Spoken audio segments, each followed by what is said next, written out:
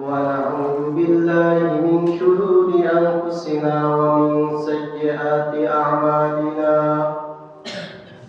من يهده الله فلا مضل له ومن يضلله فلا هادي له ونشهد أن لا إله إلا الله وحده لا شريك له ونشهد أن سيدنا وحبيبنا وحبيب ربنا ومولانا محمد صلى الله عليه وعلى آله وأصحابه وبارك وسلم فقد قال الله تعالى في كلامه المجيد والفرقانه الحميد أعوذ بالله من الشيطان الرجيم بسم الله الرحمن الرحيم يمحق الله الربا ويربي الصدقات صدق الله العظيم وصدق رسوله النبي الكريم ونحن على ذلك من الشاهدين والشاكرين والحمد لله رب العالمين. وقال تعالى في شان حبيبه آمرا ومخبرا إن الله وملائكته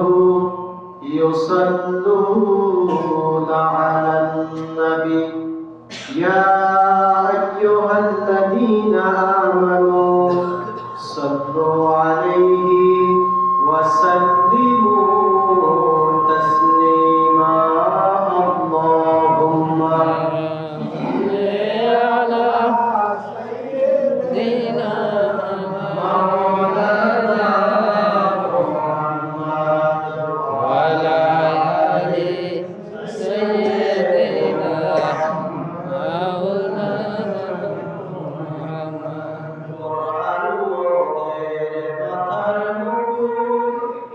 قرآن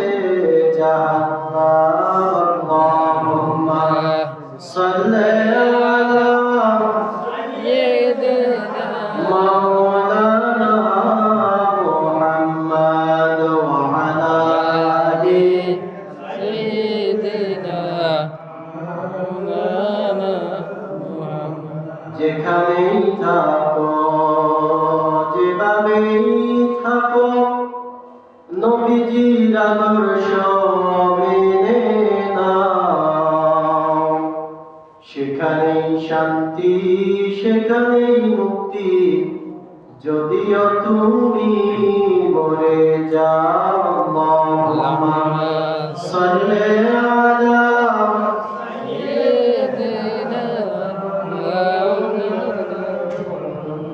وعلى آل سيدنا بلغ العلا بكماله كشف الدجى بجماله حسنت جميع خصاله صلوا عليه नहीं दो जहां में मिसाले मोहम्मद जमाले खुदा है कमाले मोहम्मद बलगल उला बिकमालिही कशफत दुजा बिजमालिही हसनत जमीअ खसालिही सल्लल्लाहु अलैहि মুআজ্জাজ মুহতারাম সম্মানিত মুসলিয়ান ইকরাম, আমরা মহান আল্লাহ সুবহানাহু ওয়া তাআলার দরবারে অগণিত শুকরিয়া আদায় করি যে আল্লাহ সুবহানাহু ওয়া তাআলা রমজানের দ্বিতীয় জুমায় মসজিদে আগে আগে আসা বসা, কিছু কথা বলবার শুনবার আমল করবার তৌফিক দান করলেন। এই জন্য শরীরের সবটুকু শক্তি উজাড় করে দিয়ে বলি আলহামদুলিল্লাহ। আমরা আগে আগে আসতে পেরে খুশি না বেজার? আলহামদুলিল্লাহ। লাখো কোটি দুরূদ ও সালাম তার চেয়ে অনেক অনেক বেশি সাইয়্যিদুল মুরসালিন শাফিউল মুজনাবিন মুহাম্মদুর রাসূলুল্লাহ সাল্লাল্লাহু আলাইহি ওয়াসাল্লামের প্রতি। সম্মানিত উপস্থিতি, আজকে নবম রমজান চলমান, তাই না?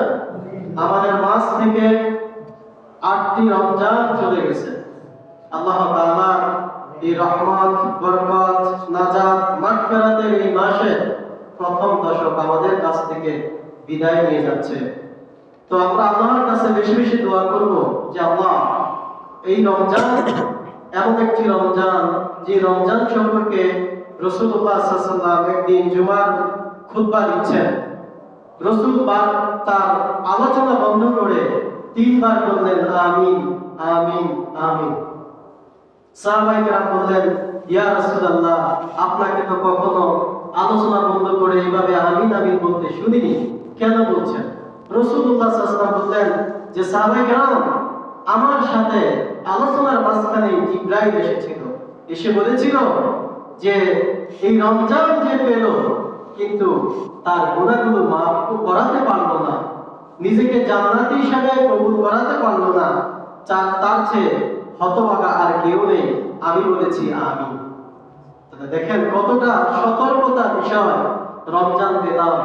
রমজান অনুযায়ী যদি আমরা আমল না করলাম, রমজান অনুযায়ী যদি জীবন পরিচালনা না করলাম, আমরা বলেছিলাম এই রমজান হচ্ছে আমাদের ট্রেনিং সেশন, অর্থাৎ 11 মাস আমরা কিভাবে চলবো সেই রুলস এন্ড রেগুলেশন গুলাই কিন্তু আমরা এই রমজানে আমরা শিখবো, আর বাকি 11 মাস সেটা বাস্তবায়ন করব। আল্লাহ তাআলা আমাদেরকে এই রমজানের দশকে আল্লাহ তাআলা আমাদের প্রতি বেশি বেশি রহমত নাযিল করুন, বলেন আমিন। সম্মানিত উপস্থিতি, এই রমজান আসলে একটি গুরুত্বপূর্ণ বিষয় আমাদের মাঝে ফুটে ওঠে, সেটা হচ্ছে সাদাকা এবং যাকাত। কি? সাদাকা এবং যাকাত। রমজান মাস, যে মাসে একটি ফরজ ইবাদত করলে আল্লাহ তাআলা 70টি ফরজ ইবাদতের সমান সওয়াব দান করেন। সুবহানাল্লাহ। একটি নফল ইবাদত করলে আল্লাহ তাআলা একটি ফরজের সমান সওয়াব দান করেন। এই রমজানে এই জন্যই মানুষ বাকি 11 মাস যাকাত না দিয়ে রমজান মাসে বেশি বেশি যাকাত দেয়, কারণ রমজানে 1/70, তাই না? যাদের উপর যাকাত ফরজ হয়েছে, একটি ফরজ কাজ আদায় করলে 70টি ফরজ কাজের সমান সওয়াব পাওয়া যাবে। এই জন্যই মানুষ রমজান মাসে যাকাত আদায় করে থাকে। এই জন্য আলেম ওলামারা, খতিব খুতাবায়ে কেরাম তারা রমজানেই বেশি যাকাতের আলোচনা করে থাকেন। যদিও যাকাত ফরজ হওয়ার প্রেক্ষাপটটা কেমন সেটা যদি একটু আমরা জানি তাহলে বুঝতে পারবো। মনে করেন আপনি আজকে 7.5 তোলা